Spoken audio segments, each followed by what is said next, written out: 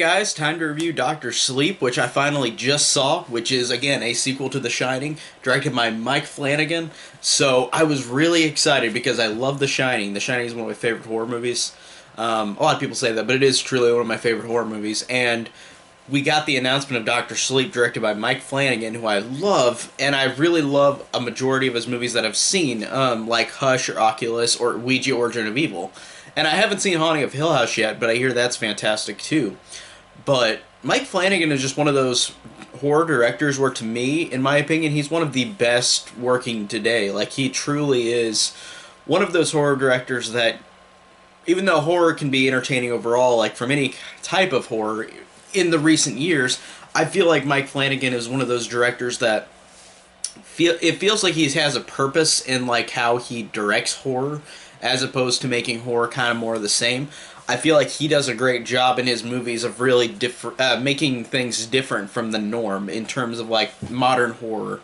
And I always have appreciated that from him because he's such a great director in all the stuff I've seen him do. I really like or love everything I've seen him do so far. And the same goes to this movie, which I really, really liked. I thought that this... I'll say this, it's no Shining. And I think he knows that, and I think everybody who made this knows that this is not going to be The Shining again, because this is based on the book Doctor Sleep, which I haven't read. I haven't read the Shining book either, but the book to Doctor Sleep, I have heard that it's just like an okay book, like, or it's not good, like in between, like people like it or don't like it. So, getting this announcement for this movie, I was like, oh, I really don't know where they're going to go with this. It could go both ways. I might like it or I might dislike it. But again, overall, I really like the fact that this movie, again, it's a Mike Flanagan movie, so it's shot very well. The performances are great, and I think that this does have a few creepy moments, but it's not like The Shining level, like, creepy at all. But overall, this movie to me, I felt like was a good movie, and it really works in a lot of ways. Especially with the people involved. Like, you've got Ewan McGregor as Danny Torrance, older Danny Torrance, which he does a great job. I really believed him as older Danny Torrance, and I really liked him a lot. And I liked Rebecca Ferguson as Rose the Hat, who is the villain of the movie, and she is she's one of my favorite actors, and like in recent years, and I really love her in this movie. She's maniacal, she's crazy, she's funny. Like, she's a good blend of everything that works for a character that is a villain, but a fun villain, if that makes sense. I really, really liked her. And I liked Abra as well, which is this little girl that Danny goes with along on this journey because she has The Shining. And this isn't a spoiler because they have it in the trailer. But she has The Shining as well. So she and Danny are trying to stop Rose the Hat and their gang because they're killing off people who have The Shining to live longer, which I think is a really cool idea and a really unique idea. I really like that a lot. And I like the fact that this movie connects to The Shining in a way where it fits with the narrative. Like, it fits with, like there's the beginning and the end, which really connect to The Shining, but, like, the middle isn't as connected, which I appreciated that it was on its own. But the story overall is a connective thread to The Shining in a way where I did like. And keeping it spoiler free, but you know that, like, this connects to The Shining, so they're gonna connect, like, characters from the original movie, and, like, the opening has a scene of the aftermath of the original Shining. So whenever you see these new actors in these roles, it's kind of crazy how accurate they make them look. Like at the beginning of the movie, this is a mild spoiler. You've got young Danny, who this new kid plays, and he looks like the other Danny, kind of. And then you've got a woman who plays Shelley Duvall's character, which is really interesting because this actress looks so much like her, and I really like that accuracy.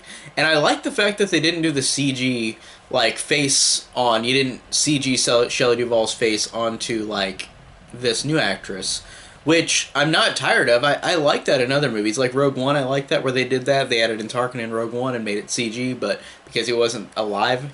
And I mean, Shelley Duvall is still alive, but she doesn't look like she did before, of course. She has aged. So I did like the fact that they got a new actress for her, I thought that she looked really cool, really close. Her voice sounded just like Shelley Duvall. It was scary, like how accurate it was. And I loved how painstakingly close they make this movie to The Shining in terms of accuracy. Because in the trailer, they go to the Overlook Hotel. It looks just like it did in the original movie. The the opening scene with Shelley Duvall, Shelley Duvall's character, it really looks like the accuracy with like it happened right after the movie, like the end of the last movie. Like it feels like it's very connected, even though it's a different actor. So I really like that as well. And I just thought that this movie overall, for a 2.5 hour horror movie, I thought that this works very well on being so interesting and so fascinating throughout. Like I was never bored. I was always fascinated with this journey and what these characters go through. And the end of the movie, I thought, was good, and I thought it worked in a way where, like, it brings both of these movies full circle without spoiling it. Like it's a very like tie it in a bow kind of movie. Even though you feel like you could continue on with the series, and they were apparently going to, but like this movie isn't doing that well, so I don't think they're gonna make another movie. But overall, I thought that this movie for me was really good. I thought that overall, I really liked all the performances. I really loved the directing. Again, Mike Flanagan is fantastic in every movie I've seen him do. And everything about it, the creepiness, the character moments, the gross moments, they don't shy away from doing horrible things in this movie, and I really appreciated that as well. And again, Mike Flanagan's good at that too. So overall, I really did like Dr. Sleep. I thought that this was a good sequel that I feel like the book probably wasn't as interesting. I feel like they had to add more stuff into this because they are using Kubrick's original 1980 film, but like the Doctor Sleep sequel book is not the same because it's like connected to the book. That's not the same as Kubrick's movie for The Shining. So I really am interested to see now like how this book played out in the book, because I feel like the end of the movie, without spoiling it, they do a lot of clever things that connect to like book versus movie type of thing, and I wonder how they did it with Doctor Sleep. Like, I'm really curious because I've never read the book. I don't know anything about it. I at least know in The Shining some differences from the movie to the book, but I don't know anything about Doctor Sleep, the book. So overall, I did really like this one. This was a really solid movie, and it was really entertaining, really great. It's not my favorite movie of the year, but it's good, and it's no Shining, but it's a good follow-up. It's a good, enjoyable follow-up, so I did like this one a lot.